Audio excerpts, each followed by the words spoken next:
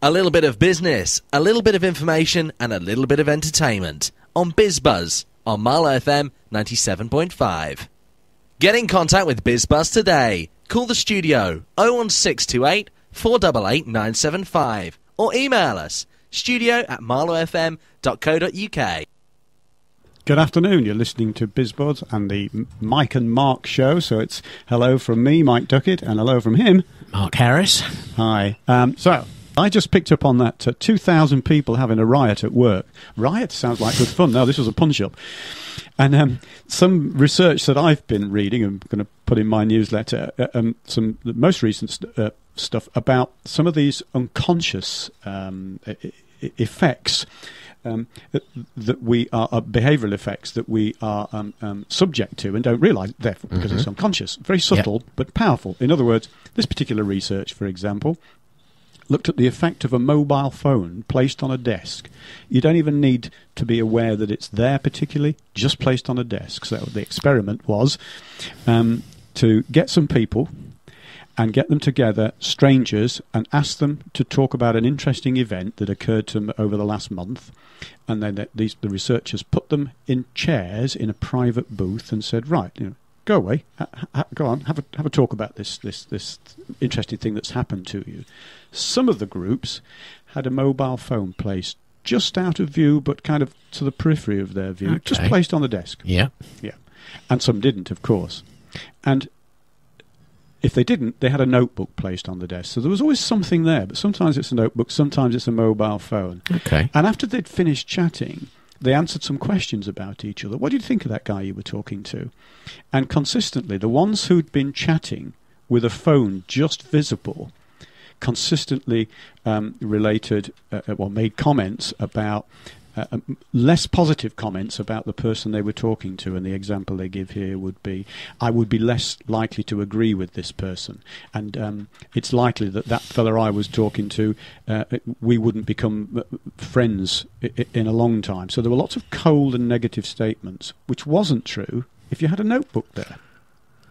Okay. Yeah. So you're thinking, why do you explain that? Yeah. Okay. So how do you explain that? Difficult, really. It suggests that the meaningful conversations that were taking place boosted your responsiveness to unconscious cues, and you may have been picking up on the idea that the telephone almost subliminally suggests a wider network of yours. So as I'm trying to engage with you and become intimate with you, if you'll excuse the phrase, yes, it's all right, it's radio. I'm unconsciously reminded that you have a much broader network. And are you really paying attention to what I'm talking to you about, or are you really thinking about that network which you're constantly connected to? The notebook doesn't have the same effect. Yeah, I can completely accept that. I'll name and shame. My father-in-law gets really upset if people use their mobile phone as, to read text, read emails. Heaven help us send emails, let alone heaven forfend take a call, because you're with me. I am supposed to be the focus of your attention. We were out for lunch the other day, a Sunday lunch together, how delightful, and he pointed out the next table there were 4 people sitting there. And it was something I'd never seen before. 3 of them were using their mobiles. One of them was using a laptop. Were they even attempting to talk to each other? No, they weren't even pretending anymore. Not even. Sadly a laptop. enough, my wife and I did sit next to a young couple who came and sat down, and they were a young couple obviously out on a date. It was in one of the local Marlow restaurants.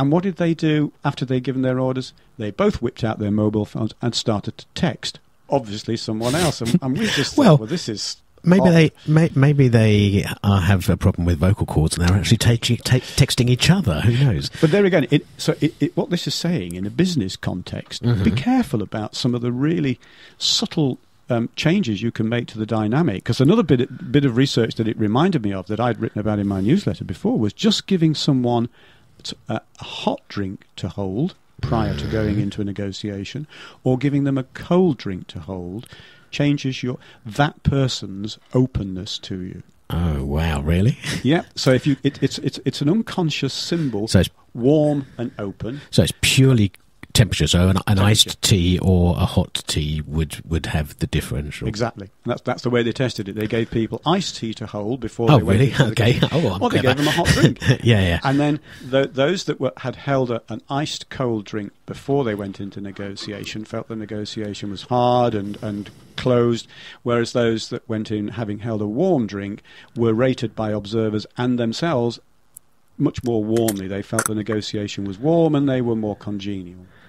Ah, that's really... Wow, okay, really? now the phone thing I can accept because I'm a really big believer in eye contact and in focusing on the person you're talking to when you're in a meeting, let alone a social environment, especially in a meeting.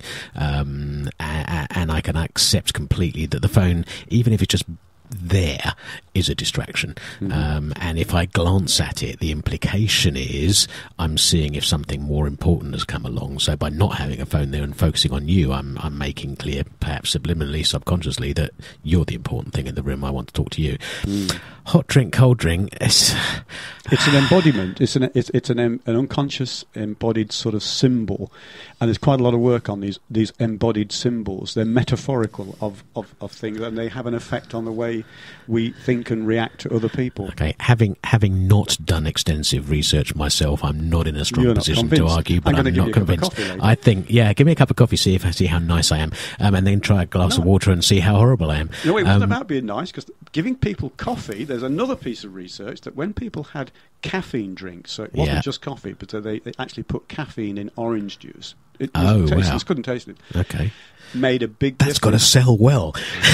Made a big difference to whether people who'd had the caffeine or hadn't had the caffeine were suggestible during a rigged sales Okay. call. Those that had caffeine were much more suggestible, much more open to buying. Wow. Always give your customer a cup of coffee. When How do I do that over the phone? Yeah, exactly. Can I find out when their coffee break is and then phone them during their coffee break or just after their coffee break? That's a good plan. There's a lot more like that that's really interesting and has lots of wide-ranging effects we need to be careful of. And one that you mentioned briefcase? Oh, briefcase, yeah, same thing, same kind of genre of research. Asking people to play a finance game and then looking at how aggressive and or sharing they were. Yeah. And if you put a briefcase just out of sight, just somewhere on the table or just out of sight, so it's not the focus of attention, it changes the dynamic. The participants become much more competitive, much less likely to actually share resources than if you put a rucksack, because that was the test. You put a rucksack there. Rucksack is very cool. Well, yeah, and it's sort of very friendly, hippie, traveller type. So if you're a salesperson, give them a cup of coffee and hide your briefcase. Yeah, and keep your phone out of sight. Indeed.